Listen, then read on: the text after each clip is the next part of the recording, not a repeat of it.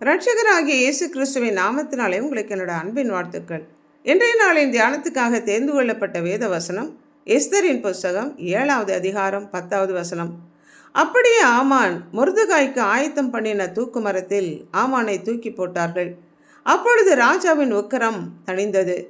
மொர்தெகாய் தன்னை வணங்கி நமஸ்கரிக்கவில்லை என்று அவனையும் அவன் இனத்தையும் அழிக்க ஆமான் திட்டமிட்டு ராஜாவிடம் நயவஞ்சகமாக பேசி, தேசத்தில் ஒரு விதமான ஜனங்கள் பரவி இருக்கிறார்கள், அவர்கள் ராஜாவின் கட்டளைகளை கைக்கொள்வதில்லை, அவர்கள் அழிக்கப்பட வேண்டும் என்று ராஜாவிடம் சொல்லி சீட்டு போட்டதில் 12ஆம் மாதம் 13ஆம் தேதி அவர்களை அழிக்க வேண்டும் என்று அகஸ்வேரு ராஜாவின் ஆளுகைக்கு உட்பட்ட 127 தேசங்களுக்கும் இந்தியா முதல் எத்தியோப்பியா வரைக்கும் உள்ள தேசங்கள் அனைத்துக்கும் செய்திகள் அனுப்பப்பட்டது. மொர்தெகாய் இந்த செய்தியை எஸ்தருக்கு அறிவித்து, எஸ்தர் 3 நாட்கள் எனக்காக உபவாசம் பண்ணுங்கள், நானும் உபவாசம் இருந்து ராஜாவிடம் சென்று இந்த காரியத்தை குறித்து பேசுவேன் என்று சொன்னாள். எஸ்தர் ராஜாத்தி ராஜாவிடம் சென்றபோது, உனக்கு என்ன வேண்டும் என்று கேட்டதற்கு, இன்றைக்கு தான் கொடுக்கும் விருந்துக்கு ராஜாவும் ஆமானும் வர வேண்டும் என்று கேட்டுக்கொண்டாள்.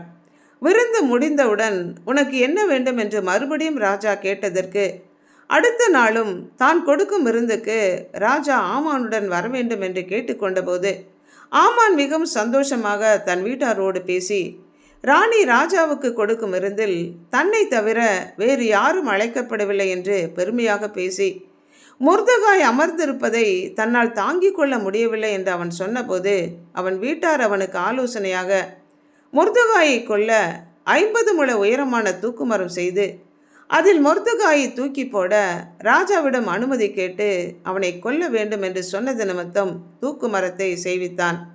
2ஆம் நாள் விருந்துக்கு ராஜாவுடன் ஆமானும் வந்தான். உனக்கு என்ன வேண்டும் என்று எஸ்தரிடம் மறுபடியும் கேட்டபோது, எஸ்தர் தன் இனம் அழிந்து போவதை நான் எப்படி சகிப்பேன் என்று சொல்லி எங்களை கொன்று அழிக்கும்படி நானும் என் ஜனங்களும் விற்கப்பட்டோம் என்று சொன்னபோது, இப்படி செய்ய துணிகரம் கொண்டவன் யார் என்று ராஜா கேட்டதற்கு, இந்த துஷ்ட ஆமான் தான் என்று எஸ்தர் சொன்னாள். ஆமான் மொர்தெகாயை கொல்லும்படி 50 முழ உயரமான தூக்குமரம் செய்ததை பிரதானிகளில் ஒருவன் சொன்னதை கேட்டு அந்த தூக்கு மரத்தில் தானே ஆமானை தூக்கி போடும்படி ராஜா சொன்னான்.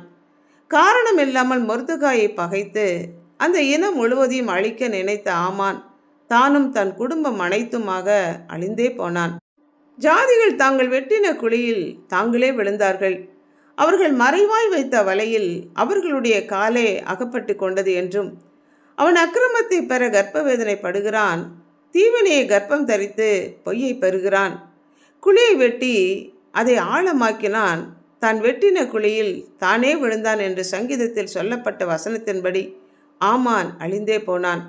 எப்படிப்பட்ட சூழ்நிலையாக இருந்தாலும் பிரச்சனையாக இருந்தாலும் தேவ சமூகத்தில் நாம் ஏறெடுக்கிற ஒவ்வொரு ஜெபத்துக்கும் கர்த்தர் பதில் கொடுத்து தம்முடைய பிள்ளைகளை பாதுகாக்கிறார். தேவனுடைய பிள்ளைகளுக்கு எதிராக உருவாக்கப்படும் எந்த ஆயுதமும் வாய்க்காதே போகும்படி கர்த்தர் செய்து தம்முடைய பிள்ளைகளை பொல்லாப்புக்கு விலக்கி பாதுகாக்கிறார். ஜெபிப்போமா.